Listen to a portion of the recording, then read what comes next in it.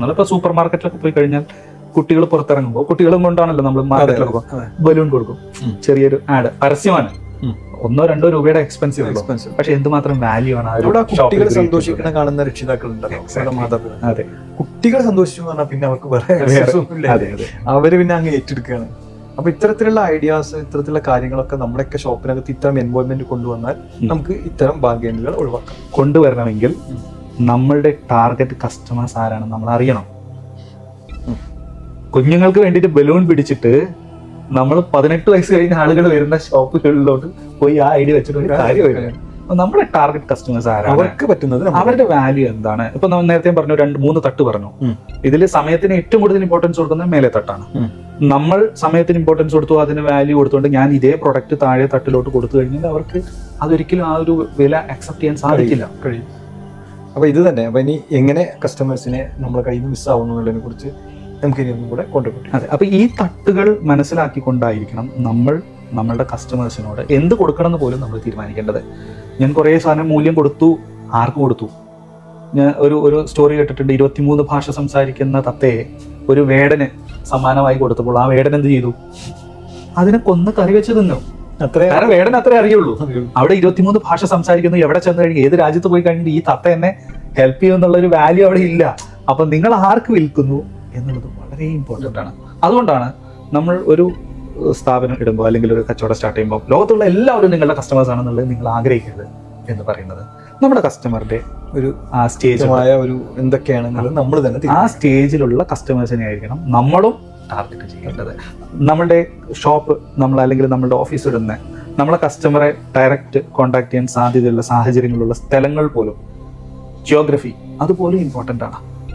എനിക്കറിയാം, വളരെ പ്രമുഖമായിട്ടുള്ളൊരു സ്ഥാപനം പെരിന്തൽമണ്ണയിൽ അങ്ങാടിപ്പുറത്ത് തുടങ്ങിയത് റോങ് പ്ലേസ് ആയതുകൊണ്ട് അടച്ചുപൂട്ടി പോയിട്ടുണ്ട്. റോങ് പ്ലേസ് നമ്മൾ, അതായത് ഒരു അതിന് പാർക്കിംഗ് എല്ലാം കസ്റ്റമേഴ്സിന് പെട്ടെന്ന് വരാൻ അവിടെ ബ്ലോക്ക് ഇല്ലാത്ത സ്ഥലമായിരിക്കണം. നമ്മൾ അങ്ങാടിപ്പുറം എന്ന് പറഞ്ഞാൽ അങ്ങനെയാണ്. ബ്ലോക്ക് എന്നതാണ് അതിന്റെ പ്രധാനം. അവിടെ ഒരു ബിസിനസ് സ്ഥാപനം തുടങ്ങുമ്പോൾ അവർ ചിന്തിക്കേണ്ടിയിരുന്നു. അതെ, അത്തരത്തിലൊരു സെന്ററിൽ തുടങ്ങും. അപ്പൊ ആള് കൂടുന്നു, ബ്ലോക്ക് കൂടുന്നു, അതൊക്കെ തിരക്ക് കണ്ടിട്ട് ഇവിടെ കസ്റ്റമേഴ്സ് വരും വിചാരിച്ചാൽ ആ തിരക്കിലേക്ക് അവർക്ക് അടുക്കാൻ തന്നെ പറ്റാത്ത മറ്റു കസ്റ്റമേഴ്സ് താല്പര്യമില്ല. ഇനി ഇതാണ് പ്രയാസം എന്ന് തിരിച്ചറിഞ്ഞ് അതിനെന്തെങ്കിലും ചെയ്യുകയാണെങ്കിലും കുഴപ്പമില്ല.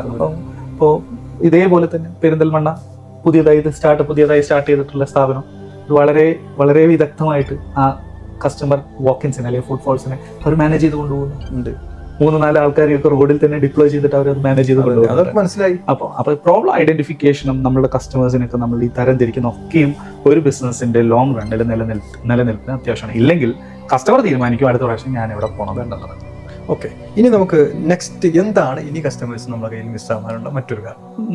ഞാൻ കഴിഞ്ഞ ദിവസം നമ്മളുടെ ഈ ഒരു മീറ്റിംഗിന് ശേഷം ChatGPT-യോടെ എല്ലാം നമ്മൾ സാധാരണഗതിയിൽ നമ്മൾ AI-നെ ഒരു ഡിപ്പെൻഡ് ചെയ്യുന്ന ഒരു പ്രവണത ഉണ്ടായി.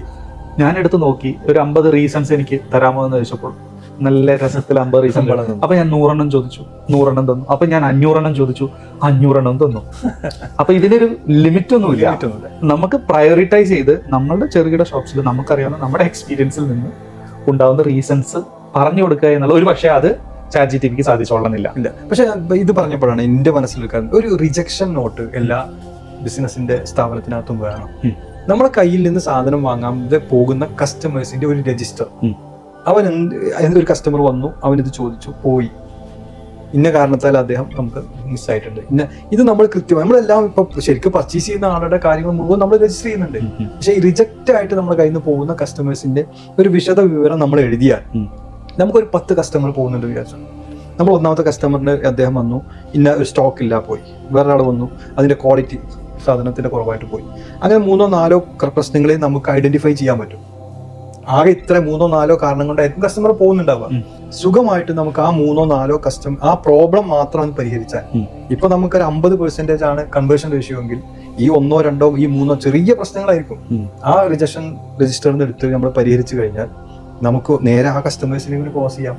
50-നെ നമുക്ക് 70-ലേക്കും 80-ലേക്കും കയറ്റിക്കൊണ്ടുപോകാൻ പറ്റും. അപ്പൊ ഇത്തരത്തില് ഈ കസ്റ്റമേഴ്സിനെ ഈ റിജക്ഷൻ രജിസ്റ്റർ സൂക്ഷിക്കുന്നതിലേക്കും അത് കൃത്യമായി മെയിൻറ്റെയിൻ ചെയ്യാനും നമ്മുടെ ചെറുകിട ബിസിനസ്സുകാർ ശ്രദ്ധിച്ചാൽ ബിസിനസ്സിന് ഒരുപാട് മേലേക്ക് കൊണ്ടുപോകാൻ. അതെ, നമ്മൾ അതിന് പറയുന്ന പേരാണ് ഒബ്ജക്ഷൻ ഡയറി. അതെ, ഒബ്ജക്ഷൻ. കസ്റ്റമർ എന്തൊക്കെ സ്റ്റോക്ക് ഉണ്ടോ ഇല്ലെന്നുള്ളത് മാത്രമല്ല, എന്തൊക്കെ ഒബ്ജക്ഷൻസ് പറയുന്നുണ്ടോ ആ ഒബ്ജക്ഷൻസ് എല്ലാം തന്നെ നമ്മളിങ്ങനെ നോട്ട് ചെയ്ത് വെച്ച് കഴിഞ്ഞാൽ ഈ പുസ്തകമായിരിക്കും നാളെ ഒരു പുതിയൊരാൾ സ്ഥാപനത്തിലോട്ട് വരുമ്പോൾ അയാളുടെ ബൈബിളും ഭഗവത്ഗീതയും ഖുറാനും അല്ല. അതിലുണ്ടായിട്ടുള്ള എല്ലാ പ്രോബ്ലംസും അതിനുള്ള സൊല്യൂഷൻസ് നമ്മൾ ഉണ്ടാക്കിയെടുത്ത് കൂട്ടായിട്ട് ഷോപ്പിനകത്തുണ്ടാകുന്ന ചെറിയ പ്രശ്നമായാലും അത് ശരിക്കും ഏറ്റെടുക്കണം. കാരണം അല്ലെങ്കിൽ ഇത് വീണ്ടും ആവർത്തിക്കും.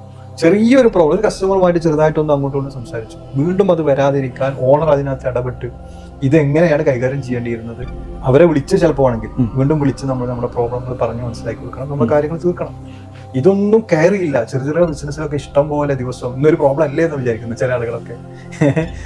അതല്ല ഞാൻ പറഞ്ഞത്, ഇതിനെന്താ നെഗോസിയേഷൻ വരെ. ഈ നെഗോസിയേഷൻ ഞാൻ മുമ്പ് പറഞ്ഞിട്ടുണ്ടായിരുന്നു, എന്റെ ഷോപ്പിന് നടക്കുന്ന എല്ലാ കാര്യങ്ങളും ഒരു ക്യാമറയിൽ കാണുന്നത് നേരെ നോക്കാൻ ആളെ നിർത്തിയിരുന്നു.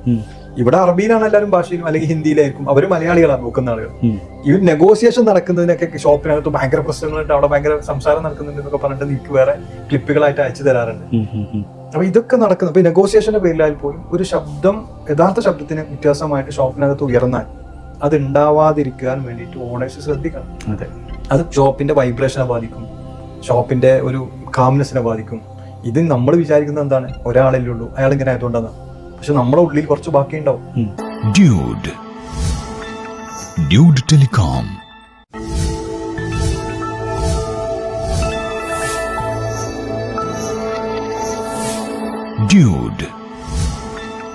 Dude Telecom.